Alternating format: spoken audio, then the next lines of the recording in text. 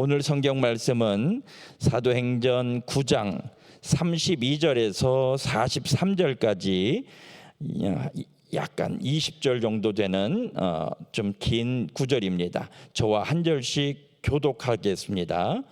신약성경 202장 사도행전 9장 32절에서 끝절까지 한 절씩 교독하겠습니다. 그때에 베드로가 사방으로 두루 다니다가 루다에 사는 성도들에게 내려갔더니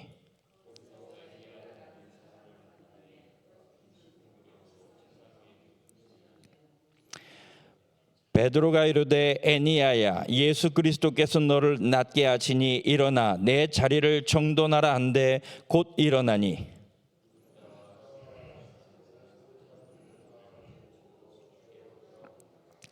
요바에 다비다라는 여제자가 있으니 그 이름을 번역하면 도르가라. 선행과 구제하는 일이 심히 많더니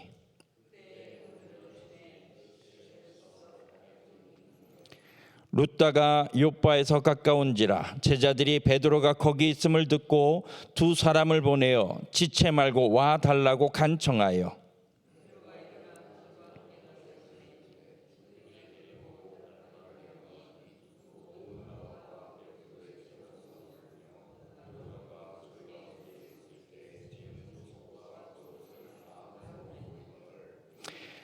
베드로가 사람을 다 내보내고 무릎을 꿇고 기도하고 돌이켜 시체를 향하여 이르되 다비다야 일어나라 하니 그가 눈을 떠 베드로를 보고 일어나 앉은지라.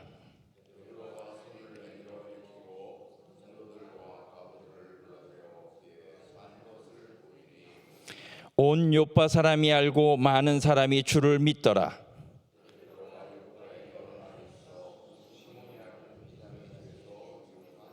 아멘. 이 아침에도 하나님의 평강이 우리 모두 위에 함께 하시기를 주님의 이름으로 축원합니다. 오늘 말씀은 이 9장 전반은 사울이 예수님을 만나 회개하는 그 사건 이후, 즉 사울이 예수님을 만날 때는 예수 믿는 사람들을 잡으러 다메섹까지 쫓아가던 상황이었다라고 하는 겁니다.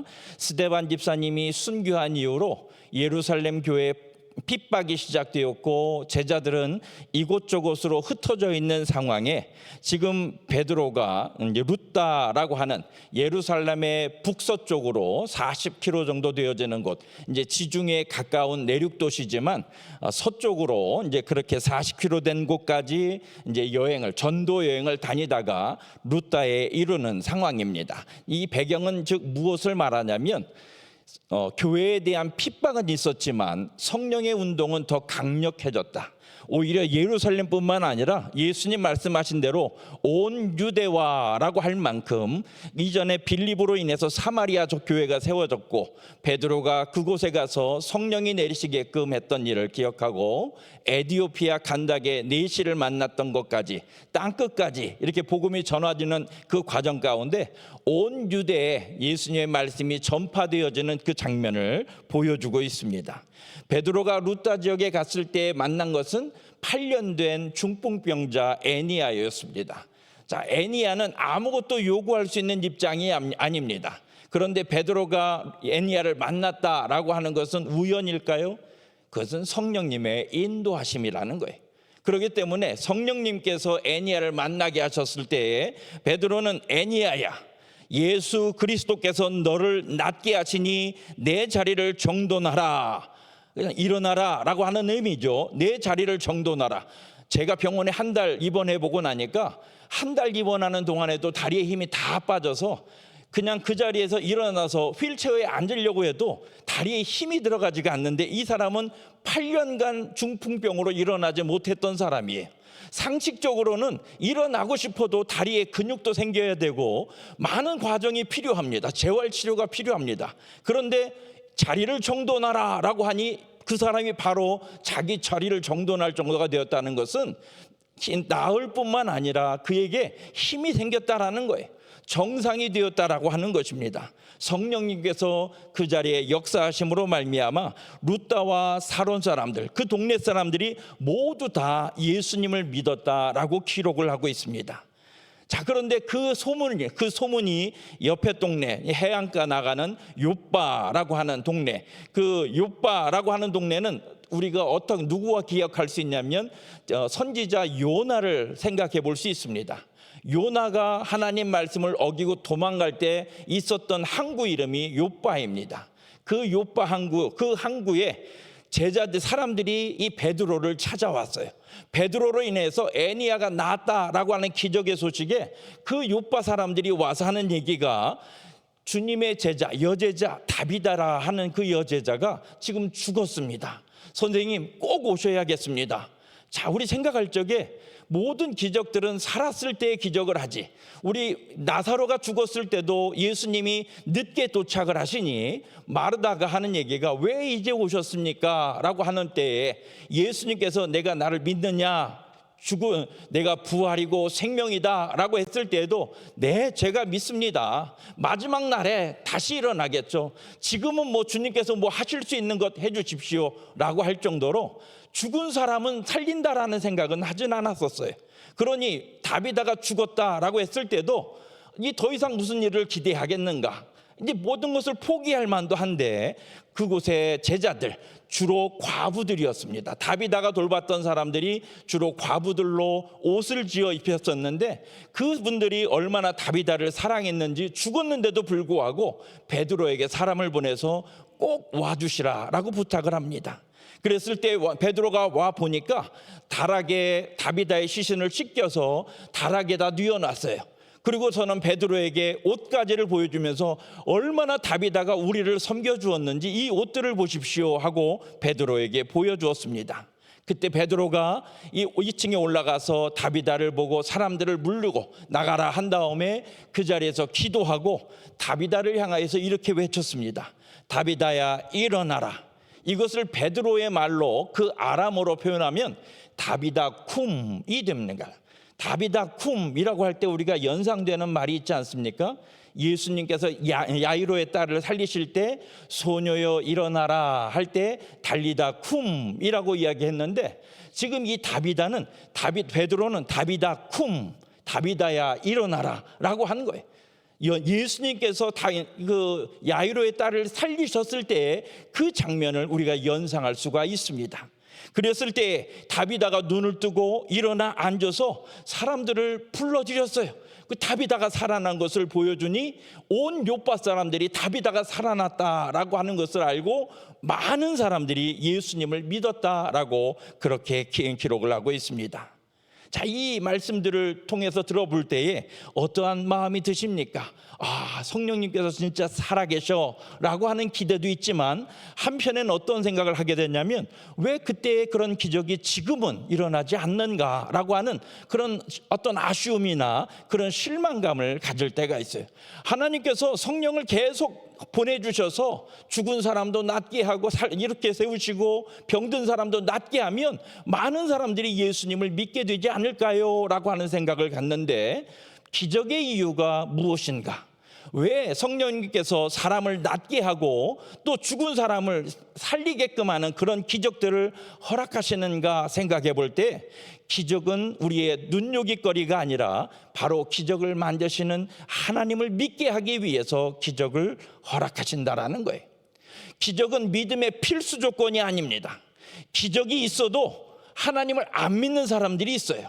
예수님이 그렇게 능력을 행하셔도 예수님을 부인하고 오히려 귀신 들렸다라고 하면서 예수님을 죽이려고 하는 그런 마음을 가졌던 사람들을 보면 기적은 뭐냐면 우리의 믿음을 도움을 주는 것이지 없던 믿음을 생기게끔 하는 것은 아니라는 겁니다. 믿음이 뭐냐면 하나님을 사랑하는 거예요. 하나님께 순종하는 것인데 믿음은 사람이 하나님을 사랑하는 것이고 은혜는 하나님께서 우리를 사랑하시는 거예요.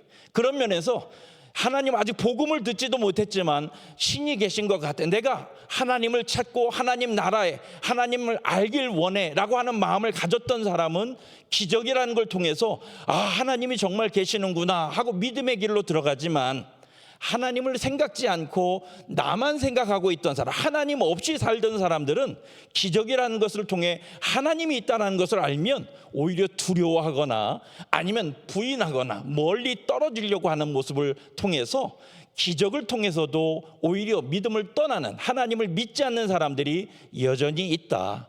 결국 기적에는 우리가 믿음이라는 것은 뭐냐면 복음을 듣는 거예요. 하나님을 사랑하는 자, 하나님이 나를 찾으신다라고, 나를 사랑하신다라고 하는 그 복음을 들음으로써 우리의 믿음이 내가 하나님을 사랑합니다, 내가 주를 사랑합니다 라고 하는 고백을 갖게 하신다라는 것입니다. 우리가 이 애니야와 이 다비다를 살리신 이 사건을 통해서 볼 때에 이 사건은 성령님께서 온 유대로 복음을 전파케 하시는 사건이다라고 하는 거예요. 유대 땅 루다였지만 베드로가 고친 사람의 이름이 애니야예요. 애니야는 헬라식 이름입니다. 유대 땅이었지만 헬라식 이름의 사람을 낫게 해주었어요. 다비다, 그리고 또 그 혹 다른 이름은 도르가라고 하는 그 다 암사슴이라고 하는 이름의 뜻인데, 다비다라고만 쓰지 않고 도르가라고 쓴 것은 히브리 이름과 헬라식의 이름을 같이 사용했습니다. 그것은 이 요빠라고 하는 동네가 무역하는 도시이고 여러 문화가 섞이는 동네라 히브리이지만 헬라식 문화가 섞여 있는 동네로 지금 복음이 전파되고 있다라는 거예요. 그리고 또 베드로가 다 사역을 마친 후에 요빠에 여러 날 있어서 시몬이라 하는 무두장이 집에 머무니라 라고 기록을 합니다. 시몬은 히브리식 이름이지만 무두장이가 뭐냐면 가죽 만드는 그 가죽 세공사예요. 자, 가죽장인데 무두장이는 그 가죽장이라는 것은 생각해 보면 동물의 죽은 시체를 만진다라는 겁니다. 한국식으로 본다면 백정과 같은 거예요. 그 당시에 유대 율법으로 시체를 손대면 부정한 자입니다. 그렇기 때문에 이 베드로가 상식적이었다면 아마 이 무두장이 집에는 거부했을 거예요. 나는 원래 이 다음 장에 보면 이게 이제 베드로가 환상을 보게 되는데 여러 부정한 짐승들을 하나님께서 잡아 먹으라 라고 했지만 베드로는 나는 평생 이런 것을 먹어본 적이 없습니다 라고 할 정도로 정결하게 살기를 노력했던 자입니다. 그렇기 때문에 베드로가 웬만하면 이 무두장이 집에 가지 않는데 그가 그 집에 머물렀다라고 하는 것은 자기 뜻이 아니라 성령님의 인도하심을 따라 그 집까지 갔다라고 하는 것을 통해 보여주심을 통해서 주님의 말씀이 점차 온 유대와 유대를 넘어서 이방으로 말씀이 온 세상으로 나아가는 것입니다 라고 하는 그 과정을 오늘 말씀을 통해 보고 또 내일 고넬료 말씀을 또 설교하려고 하는데 그 말씀을 통해서 하나님께서 우리의 바운더리를 넘게 하시는, 성령님은 항상 내가 알고 있는 원칙을 넘어서게끔 하시길 원하시는, 그러므로 인해서 우리가 순종하는지 아니면 자기 의로 사는지 성령님은 우리를 믿음의 길로 인도하시는 분이시다라고 하는 것을 묵상합니다. 오늘 이 말씀을 마음에 새기셔서 성령님 지금은 안 계십니까? 기도 안 하면 다 우연처럼 보이고 다 기적처럼 보입니다. 그런데 기도하는 자에게는 성령님의 인도하심이 항상 보이는 거예요.